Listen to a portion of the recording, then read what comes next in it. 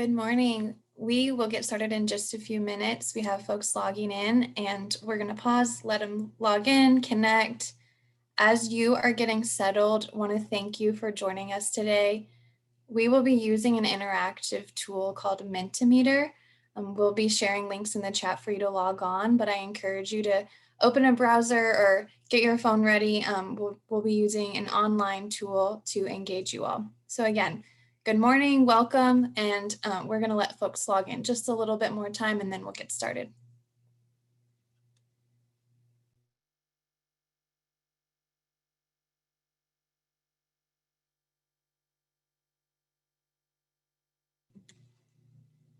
I see more people have joined us. Good morning. We will get started in just one more minute. We're allowing people to log on, get connected. Thank you for joining us on your Friday morning.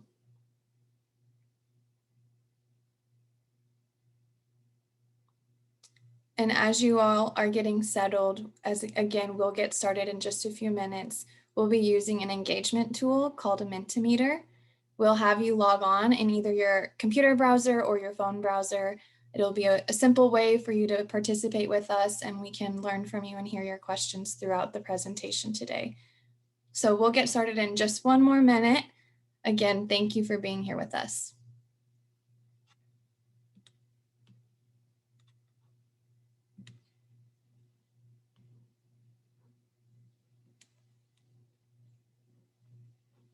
All right, well, I'm gonna go ahead and get us started. Good morning, thanks for joining us. My name is Becky Callahan. I am the Deputy Director of Philanthropy Advocates. Philanthropy Advocates is a collaboration with Educate Texas, and we're a funders collaborative of 57 foundations who together invest in research and harness the philanthropic perspective to ensure legislators and legislative staff, like many of you on this call today, have access to credible, reliable information to help you in your policy efforts. To make the most of the great steps the legislature took on pre-K last session, we as a state need to have smart strategies in place for educating English learners.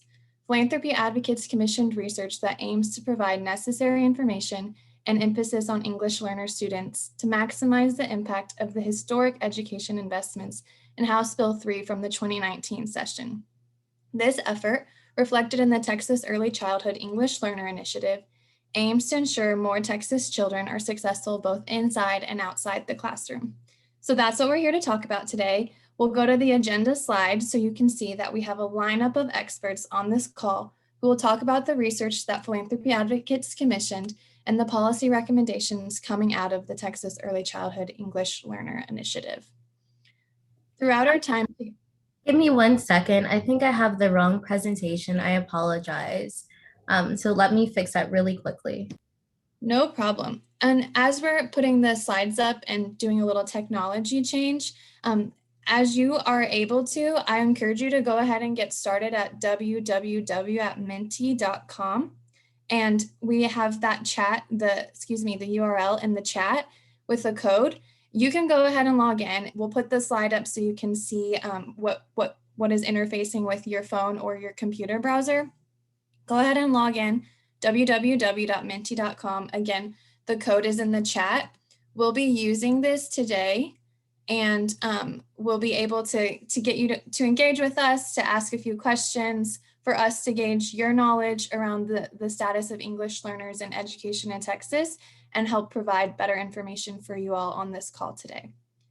Also, as we are going through the presentation, you can use the Q&A or the chat function. So please, we encourage your questions, whether it's the Q&A, the chat, or the Mentimeter. We'll be able to engage. And again, we have a lineup of experts on this call who can help provide any information that you might be seeking. We'll pause just a few more seconds, and it looks like Lee's got the slides coming back on. All right, so here's our agenda. And we have a panel of experts who are going to be able to talk with you about the research commissioned by Philanthropy Advocates and the policy recommendations for this legislative session that have resulted from the Texas Early Childhood English Learners Initiative. So we can go to the next slide. And here's our first Mentimeter. And I see several of you are tech savvy and already beat us to it. So again, if you are not here yet, you can use your computer browser or your phone, www.minty.com, and that is at the top of your screen on this slide. Use the code 59451234, and you can participate with us along the way. So our first question to kick us off as we go into our presentation is, if you know, true or false, the answer to this statement: Texas schools educate the greatest proportion of English learners in the United States. True or false? And I'll pause again, give you a second to get to minty.com to log in. Again, minty.com is at the top of your screen. You can see it. We've also put it in the chat. So we'll be able to see the results coming in as you all toggle through. Looks like 7 of you have the correct answer. So as we move forward, again, keep logging into Minty. I'm going to pass it on to Chandra Villanueva to get us started with our presentation and the information resulting from the research. Thank you so much, Becky. I'm so happy to be here this morning talking with you all about the importance of bilingual education. I'm Chandra Villanueva, the Economic Opportunity Program Director with Every Texan. We are formerly known as the Center for Public Policy Priorities. Can I get the next slide? So here I really just want to kind of give an overview of sort of emergent bilingual students in Texas, also called English language learners, and just to kind of set some level knowledge base on what this population really looks like in our schools. English language learners or emergent bilingual students are a very significant part of our schools. Over 1 million students enrolled, or about 20% of all Texas students, are English learners. And we see a high concentration of those English learners in the early grades. Of all of the students in pre-K through 3rd grade, 28% are English learners. So it really is important to be focusing on those early grades when we talk about bilingual education. And 84% of our EL students are also economically disadvantaged, and 8% receive special education services. And I know we're going to talk a lot more about the importance of teacher certification around SPED teachers for EL students, but this just gives you kind of an idea of sort of the demographics and numbers of students that we're really working with in our Texas public schools. If I could get the next slide. And when we talk about bilingual education, there's all sorts of different types of programs, and actually they all fall under this umbrella often that we call bilingual education, even though we have ESL programs and bilingual programs. And the big difference between ESL, which stands for English as a Second Language, is that the real goal is for English proficiency. Everything is usually taught in English, and the main goal is to just build those English skills. Bilingual programs, on the other hand, really are about building skills in both languages, the native language as well as in English. And there's a lot of different programs underneath ESL and bilingual. If I could get the next slide. So under English as a Second Language programs, there's just, two that we have: ESL content-based and ESL pullout. Content-based is where you start learning things like your math and science in an ESL setting. Pullout is usually where you're pulled out of regular instruction, where for focus, I believe, is mainly just on English instruction. Can I get the next slide? And so then bilingual education, we have 4 different sort of program types here in Texas. There's both a transitional early exit and late exit, depending on when the student leaves the program. But then we also have dual language one-way immersion programs and dual language two-way immersion programs. And one-way immersion is when all of the students are usually of one language group, primarily Spanish in Texas. And two-way dual language is when you have both native English speakers and predominantly Spanish speakers in a class, both learning English and Spanish together at the same time. A lot of studies have really highlighted the value of dual language programs, and HB3, the big school finance bill that was passed in 2019, it did recognize the value of these dual language programs, and for the first time ever created additional funding of 5% above base level for any student enrolled in a one-way or two-way dual language program. Can I get the next slide? So here's another one of our Mentimeters. We just talked a little bit about how, dual language programs are the gold standard, and it's where we'd like to see most of our kids enrolled. So now everyone has a chance to guess, is it 10% of students that are enrolled in a dual language program, 22%, or 35%? I'll give everybody a couple minutes to click through.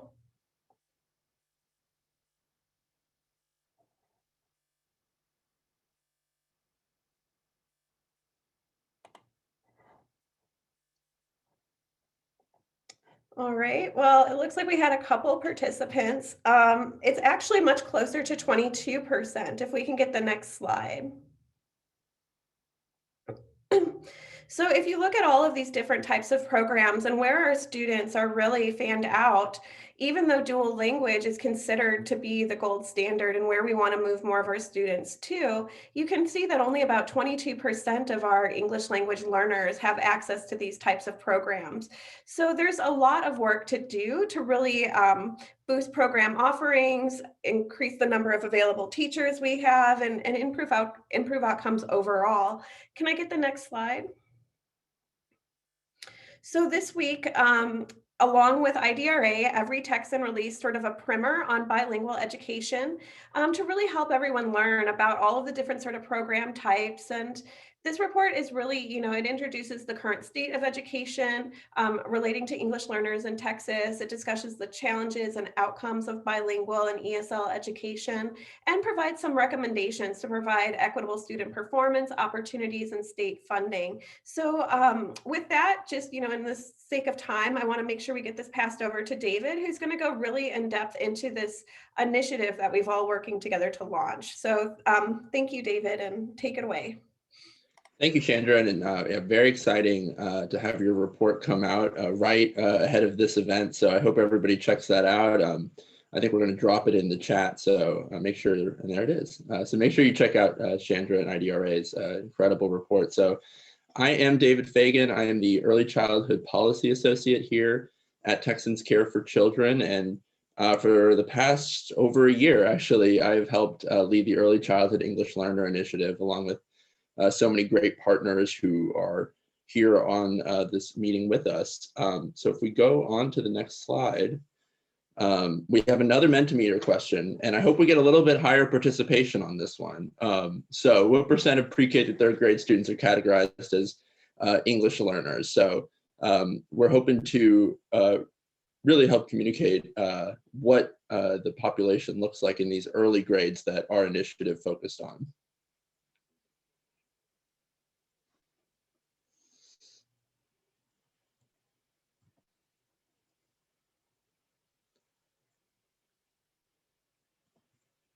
Well, we're not getting a ton of participation on the Mentimeter, but or it's not showing up on our screen. So hope y'all are at least writing down your answers in your notebooks. But yes, the answer, yeah, it looks like we are having some tech issues. So sorry about that, y'all.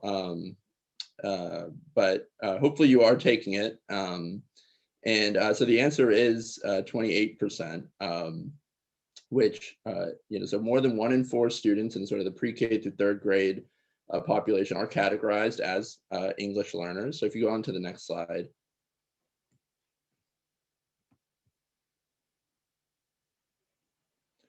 So, if we were to really summarize what our initiative was about, it's really sort of these 2 sentences. That a child's experiences during the first few years of life are really key. That early child experiences for young English learners are particularly key because everything we know about brain science, everything we know about language, is that this is a critical time to really help guide children to bilingualism, to help them learn English. So for English learners to succeed, we really need to make sure that we get these early years right. And as communicated by the last slide, the fact that over 1 in 4 of our pre-K through third grade students are categorized as English learners. That's a reminder that for Texas to reach any of its own goals, we need to ensure that we focus on this population of students. So if you move on to the next slide, I'm going to talk a little bit more about the initiative itself. we understood from the very beginning that a main conceit of ours was that for this initiative to succeed, we needed to bring together more experts. This was not a one organization sort of policy, but we needed to really dig deeper and bring in sort of some great partners to help us. So the first step we did was create a steering committee. I know a lot of our steering committee members are on the call today, so we were able to partner with IDRA, with philanthropy advocates, with Kim Coffrin from the Texas Association for the Education of Young Children, one of the state's high quality childcare associations, and Dr. Dina Castro out of UNT Denton, one of the nation's foremost experts in this topic. And so working together, the project really went in two phases. First, data collection, research. We did a survey of around 185 experts in the field. We did community spotlight interviews of around 15 experts in 3 different Texas communities to understand what's working well. And we built a policy agenda that we'll talk about a little bit later in this presentation that was informed by 3 really enriching work group conversations that we did virtually that reach around 2 hours digging into different topics, an advisory group of educators, of childcare directors, of state agency personnel who helped us. All of these folks were able to help us really identify what the main challenges and opportunities ahead of us were. So if you move to the next slide, Lee. So this is kind of what we found. There are some challenges that we needed to address. Despite areas of innovation and progress across the state on this, we still have a lot of work to do. There's not enough funding dedicated to bilingual education.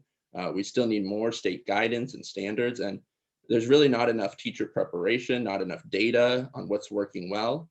These are the main challenges that we needed to address with policy, with practice, and with additional research, just to make sure that we were doing everything we could to give English learners a strong shot at their education.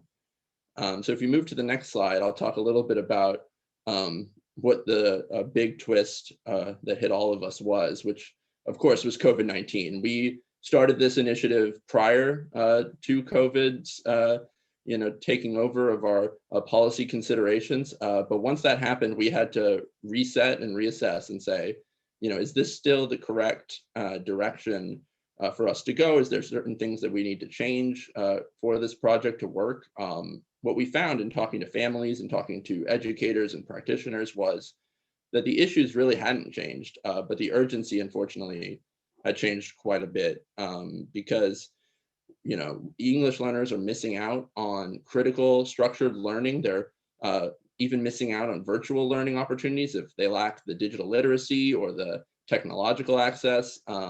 As I discussed earlier, this is a precious period for English learners. This is the period where their brains are like sponges for languages. So the impacts of the COVID slide can last for years without the proper interventions on behalf of the legislature, on behalf of the state agency, Texas TEA, and on behalf of the districts who are working so hard to identify these children who've been missing and help get them the supports they need as they return to school.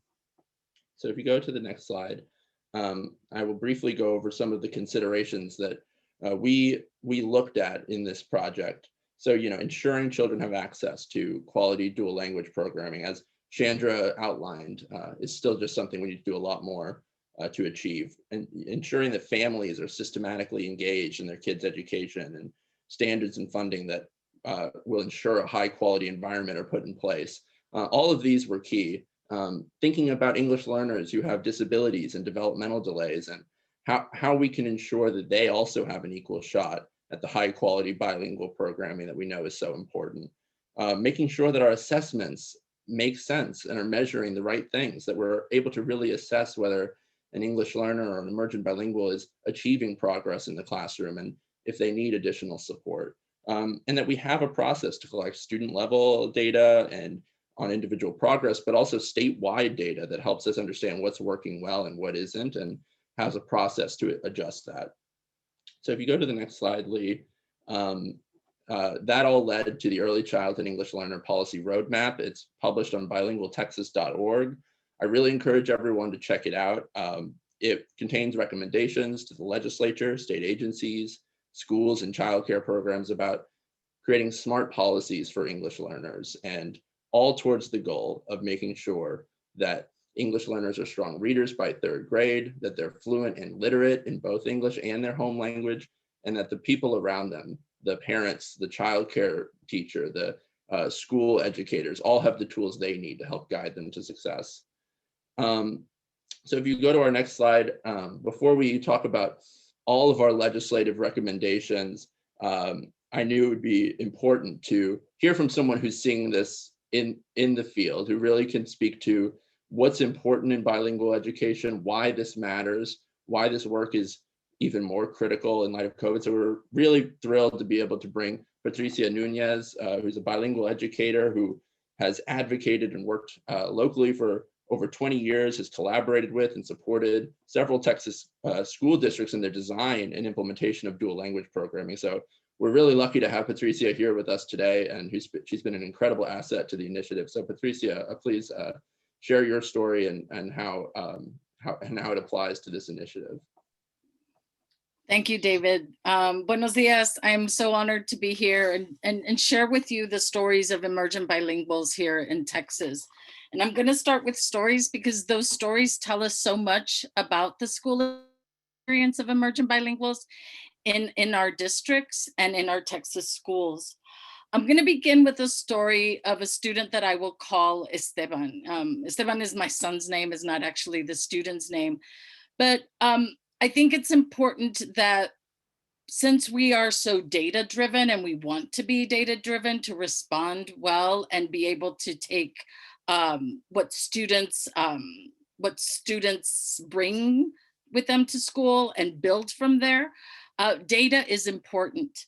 So while sitting at a data meeting for emerging bilinguals, I requested that I be shown data on a student with 2 requirements, right? That the student be an emergent bilingual and that the student be in a dual language program, right? So what I saw was a set of data that was pulled up onto the screen where this student's name was identified in as a tier 3. In other words, in need of intervention. This student's data scores were showing that this student would then require to be pulled out of class of core instruction for 45 minutes to receive intervention 3 times a day. So what data were we looking at? We were looking at this student's English literacy scores, right? And there was some concern, right? Obviously from the educators and also the program developers at the table, we wanted all to come together and help Esteban reach academic level at his grade level by the end of the year. Being that we had started an initiative of dual language at my district, we were requiring that all of students in dual language show assessments in both of their instructional languages. So the good thing is that I was able to turn and say, let's go ahead and take a look at Esteban's scores in Spanish. And when we pulled up his scores in Spanish and they were on the screen, there was an actual audible, because we were seeing that despite being only in school 3 months, right, a third into the school year, Esteban was already reading at grade level. And this story is important because when we don't take the time to look at what students can do across both of their languages, we're missing out on some very important data. We cannot serve Esteban well if we don't know what he's able to do across both of his languages. Dual language does that. Dual language leverages what a student brings in one language to inform and push the other language. Dual language allows the students to use both of their languages to make academic growth, right? So this was important. Esteban now his experience is going to be very different in school. He is a reader. He has all these literacy skills in Spanish. So I don't need to be pulling him out from core instruction to do this in English, right? Our content transfers, our skills transfer from one language into another, right? And this happens in both one-way and two-way dual language. So this was important, right?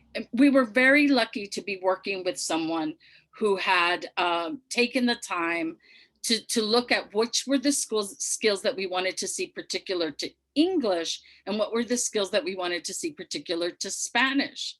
Because this is another issue for emerging bilinguals who are in our Texas schools. We have consistently been asked to use diagnostic tools that really measure Spanish literacy a la English, right? We tend to be using instruments in some cases that are translations of English skills into Spanish. And what this does, it doesn't give us good data on Spanish literacy, right? The structure of Spanish is very different. Spanish is a transparent language. It is guided through syllables. It's a very different language than English. So it requires a different set of skills. For our emerging bilinguals, when we at the district level or in policy are asked to use diagnostic tools that don't reflect the structure of each of the particular languages, we tend to be misaligned in our identification of students for intervention or for need of intervention needs, right? So, you know, in Texas, we're positioned in such a way with having so many emerging bilinguals, being the state with so many emerging bilinguals, that we can ask publishers to give us, yes, we can ask to be given instruments that are going to measure Spanish literacy as Spanish is in its structure, and also use our English instruments that will give us the measurement of English literacy development. Because what HB3 does, it as a bill, right, it incentivizes dual language, but we want to strengthen it by asking that it be required that both languages are asked to be reported on. In other words, if I'm an emerging bilingual going through a bilingual program, I need to always have data in both of my instructional languages, right?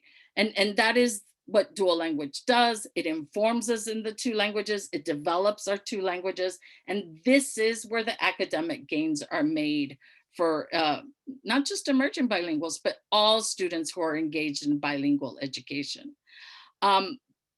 I think that there are great benefits to doing this. And as David mentioned, you know, it would require some professional development. It would require that we bring on teachers and facilitate certification, because we also want to be able to serve our students who we understand would have needs across both of their languages. When we identify students needing support in their development of literacy, it will reflect in both of their languages, right? So we're in a position, I feel, in Texas to do this. And I am so very happy to be by this group of people on this panel, because I feel that they understand what the experience can be for emerging bilinguals in our Texas school. I am just happy to be here, and happy to also, you know, answer any other questions that may come up later in the presentation. Thank you, David. Thank you, Patricia, and thank you so much for taking time to join us and share your incredible wealth of expertise. And as she mentions, we will have a Q&A at the end. You know, if we get Mentimeter working, we might use that, but I think it might be best to use the Q&A feature. So here on Zoom. So if you have questions, feel free to start plugging them in. If they're directed for a certain person, feel free to specify that. So moving on in our presentation, we have the pleasure of having Chloe Sykes and Araceli Garcia, two incredible partners of ours from Intercultural Development Research Association, who sat on our steering committee, who are working this session to advance so many good bills in this area and put together so much incredible research. So I'm going to hand it over to them to talk about some of our initiatives, legislative recommendations for this session. Thank you so much. Thank you, David. And if I could get the next slide, please. It's great to be with you all. As David mentioned, my name is Araceli, and I'm an Education Policy Fellow here at IDRA. And these are some of I know we have some legislative staffers on the call, but we also have a lot of other folks. And we want you all to really have an idea of how you can plug into this process, which we'll get into a little bit later. But we have some bills that have already been filed that we can support legislatively. So in order to create the sweeping changes that we need to see in order to best support emergent bilingual students in the state of Texas, we really need the state to create a strategic plan to cultivate bilingualism across all early learning systems. So Texas Education Agency is already in the process of developing the very first state strategic plan around bilingualism, but they do need legislative support in order to make that a reality. And the bill has already been filed in the House and in the Senate, and those bill numbers are HB 2256 and SB 560, to urge the state to really take this seriously and create a long-term forward-looking plan for how we can support emergent bilingual students. HB 41 and its Senate companion will be filed later today. As we know, it is the bill filing deadline, but we will be updating high quality pre-kindergarten standards in order to include a class maximum ratio of 22 students and a student teacher ratio of no more than 11:1. So this is obviously very important. We all know the importance of having access to one-on-one teacher instruction and how important it is for students to not feel like they're just one person in a sea of students, but actually be able to have attention from their teachers. As David mentioned, with COVID and with the winter storm, we saw just how important state broadband and access to virtual learning is, especially in the context of English learners. There is not as much availability for virtual learning for English learners. And so we need for HB5 and SB5, which are the current moving ship broadband bills, to truly take into account the needs of young English learners. This is an area for advocacy. We know something around broadband will pass during this session. So we need to urge our legislators working on those bills to ensure that English learner needs are centered in that and aren't just an afterthought. And with that, I'll pass it over to Chloe in the next slide. Thank you, Araceli, and good morning. My name is Chloe Sykes. I'm with IDRA, and it's a pleasure to be with you all. As you heard David outline and Patricia kind of illustrate, one of the major challenges to implementing a large plan and that continues to present a barrier in implementing quality bilingual education programs is persistent workforce challenges. So strengthening the early learning workforce to specifically support emergent bilingual students, English learners, is a key recommendation from our roadmap. And there are several pieces of legislation that could begin to address this. So one is a bill, and you've seen the bill numbers are listed here, 2256 and 1101, which are creating a new teacher certification for bilingual special education. This is not a current teacher certification that exists in Texas. It does exist in several other states, but it was something that really did emerge out of the initiative that David outlined from our working groups, from our conversations with practitioners and community members about the importance of someone being trained not only in bilingual education, not only in special education, lots of rigorous training goes in and specialized training goes into those certifications, but someone being able to have that linguistic knowledge as well as the instructional and diagnostic knowledge of the slew of special education services that schools provide, and being able to service students in their linguistic needs and in any type of special education needs, and support other staff in being able to do that. So this is a key area to really address a major gap in our workforce that a lot of practitioners and community members felt was incredibly important and something that could really help support our teacher workforce in this area. Another area or another piece of legislation would help strengthen that pipeline of folks that are bilingual and might have bilingual skills, or at least beginning bilingual skills, right, from perhaps quality programs in their own schools, to be able to enter into the teacher workforce around bilingual education. So House Bill 1744 would reduce some of those programmatic barriers, actually at the high school level, for students to be able to enter into an early type of exploration of a teaching career in bilingual education and become certified teachers themselves. For the past decade or more, Texas has had a serious teacher shortage in bilingual education, and bolstering this workforce with certified teachers is a key part to being able to implement a lot of this plan and meet the goals of some of the strategic plan work that Araceli just mentioned. And of course, all of this requires investment. So while this is a very serious budget session with serious considerations, there are a lot of federal funds that we know, and more now coming through, that are specifically earmarked toward targeted learning loss issues, and also supporting state plans for education and just kind of our whole recovery effort. So ensuring that that type of funding is really targeted in the budget, for recruiting and retaining bilingual educators, building out better programs with curriculum, and addressing learning loss, which are key parts of those federal relief funds and should be important parts of our state funds, is a key effort for us. And I'll pass it back to Araceli with the next slide. Thanks, Chloe. All of that is very important.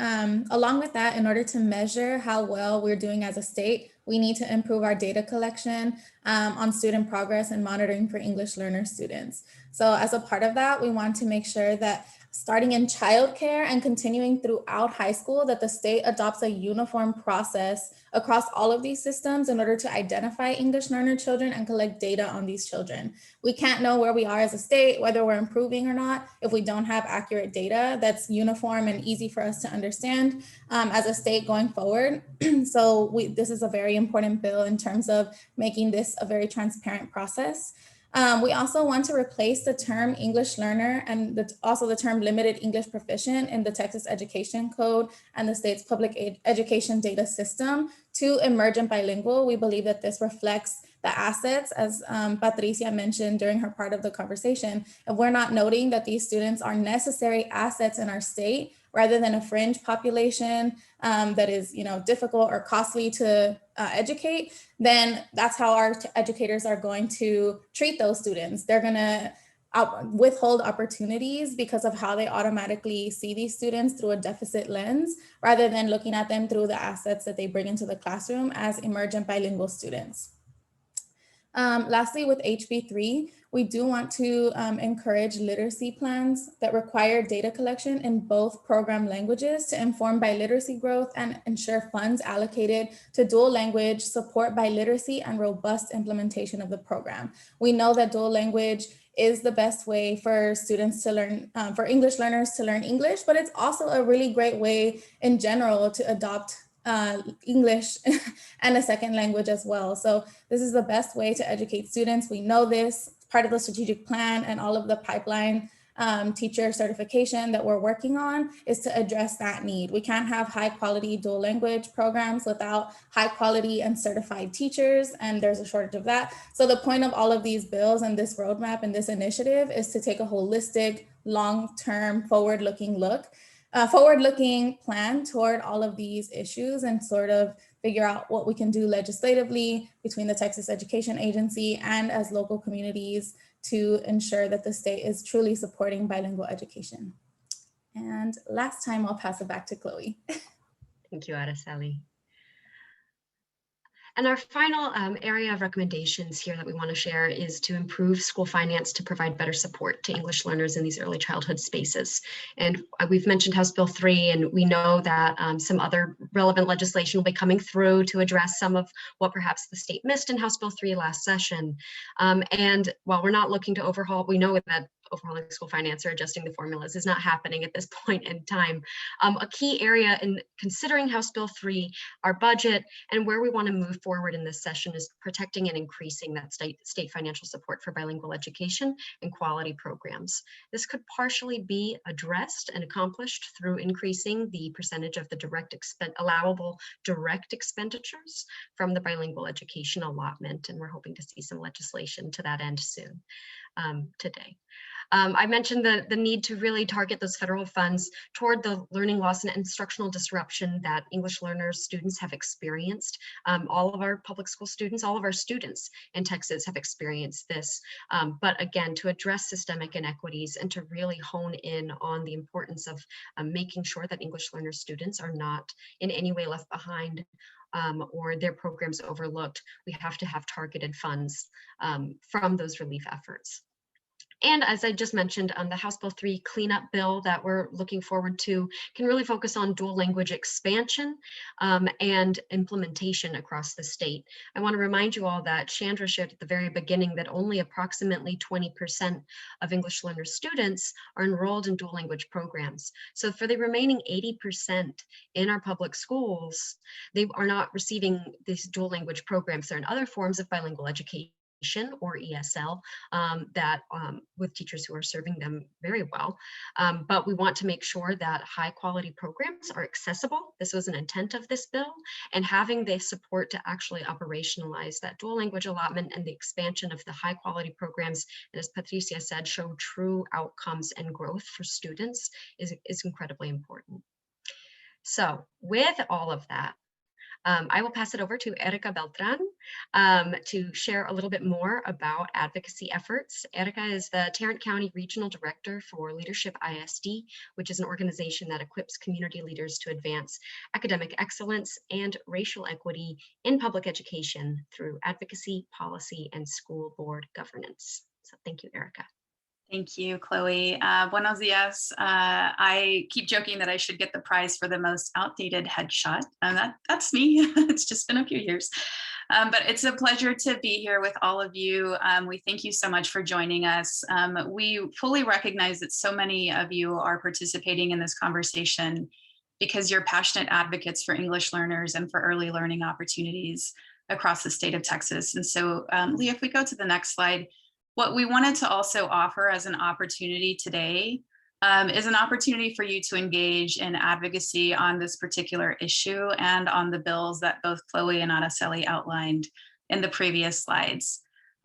We have a Phone to Action campaign that we've organized at Leadership ISD that we hope you'll also participate in. And it's super easy to do. All you have to do is, if we had cameras on, I would see you all pick up your phones and text ISD Early Ed to 52886. I'm also going to drop a link in the chat to the website where you can send an email. And we've made it really easy for you to send a message to the Texas House and Senate Education Committees. You can personalize the message. It's fully editable. But what we're asking our legislators to do today is to actually make sure that they support the bills that have just been outlined, and also to ensure that each of these bills has a hearing. I think you all know that this legislative session is very unique, and there's been a lot of discussion about there being very few opportunities to hear bills. And so we really need all of your voices encouraging our legislators to focus on English learners, given all of the statistics that have just been described. So we encourage you to take action, and we will continue to be sharing this action alert. Please also feel free to share this across your networks with the communities that you work with as well. I'm going to hand it back to Becky to help close this out. Thank you. Thank you so much, everyone, for participating today. We do have a few more questions. I realize that the Mentimeter has caused a couple of issues. So please, if you are not able to engage via Mentimeter, go ahead and use the Q&A or the chat function.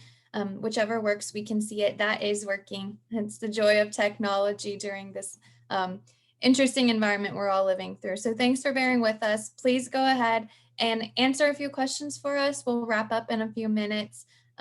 What stands out to you the most about this topic? And we have a few people who were able to get some answers done through the Mentimeter, and we'll keep taking your answers in the Q&A or the chat as well.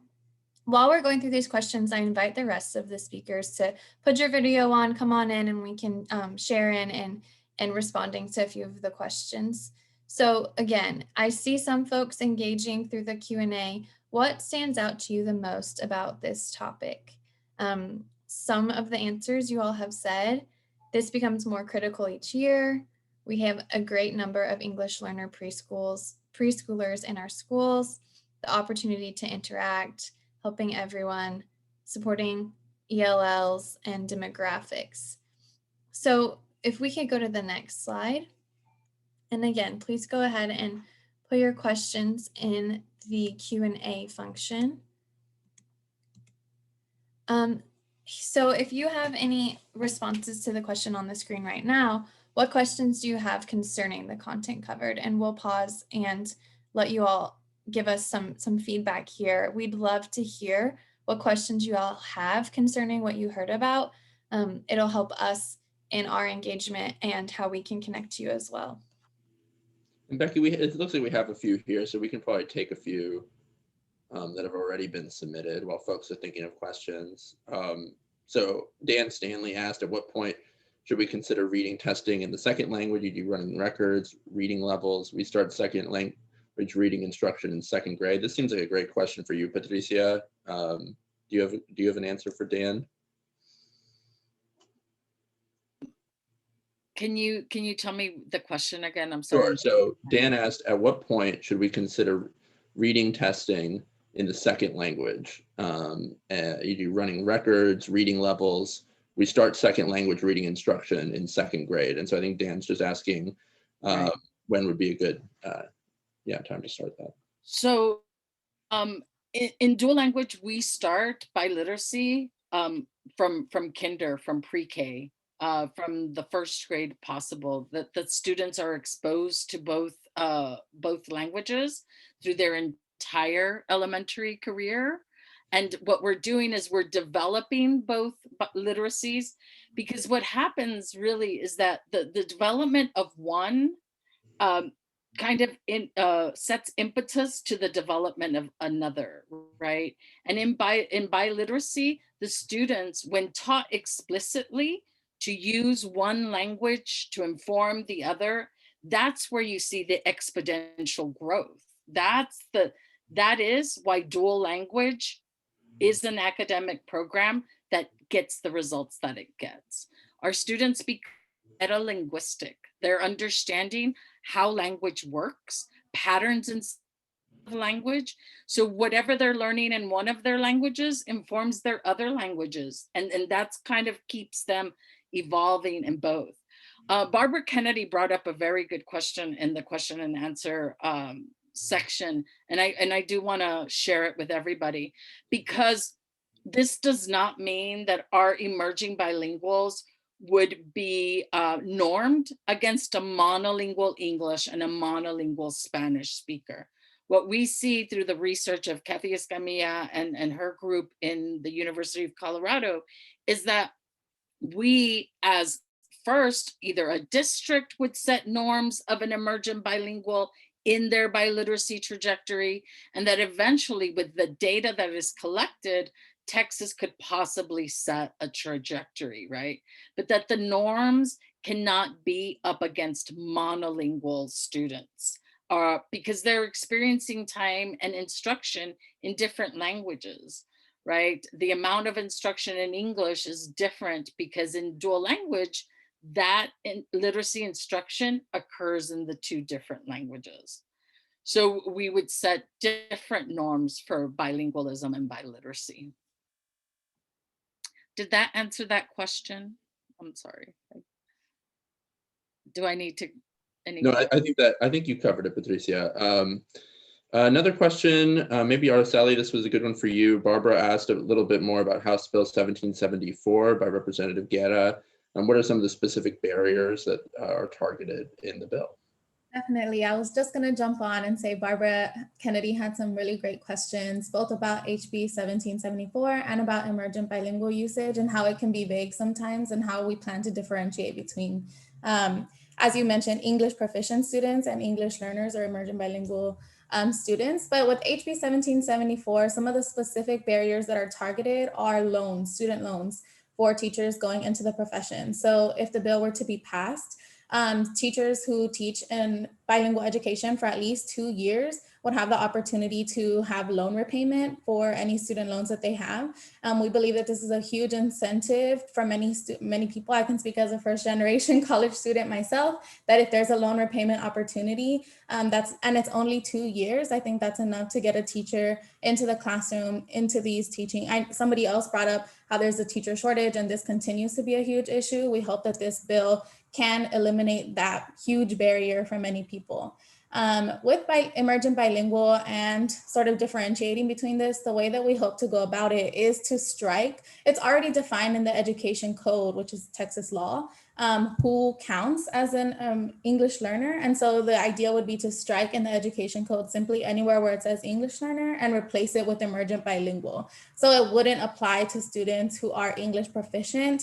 And now, as one TEA person put it, gentrifying sometimes these dual language programs, but instead it would apply to the students who are most in need of these programs in order to be able to learn English and be fully bilingual in the state. So yes, awesome questions. And thank you so much for participating. Thanks, Araceli. We have so many questions coming in that we're going to do our best to answer as many as we can. Let's see. Oh, David, yeah. Sorry.